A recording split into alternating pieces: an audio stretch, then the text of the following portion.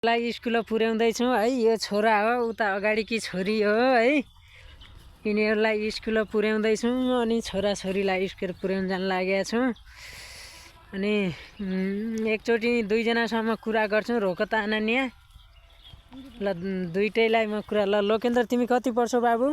म एक क्लास पढ्छौ। अनि स्कुलको नाम के हो भन त एकचोटि? ब्राइलाइट एकाडेमी। ब्राइलाइट एकाडेमी हो। ल ठिक छ। ल अब हिँड है, स्कुल जाने टाइम भइसक्यो। म छोरीलाई सोध्छु एकचोटि है, उनी कति पढ्छन्। रोक त अनन्या। ल हामी खेतको बाटो आइरहँ। रोक त अनन्या, एकचोटि तिमी कति पढ्छौ? म एकचोटि छोरीलाई सोध्दैछु है।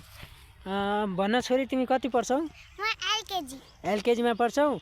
र तिम्रो स्कुलको नाम भन त एकचोटि? ब्राइलाइट। ब्राइलाइट एकाडेमी हो। अलि राम्रोसँग पढ्नु है। ल अहिले हुन्छ। अनि बेलुका म दिनमा तिमीहरूलाई लिन आउँछु है। ल हुन्छ।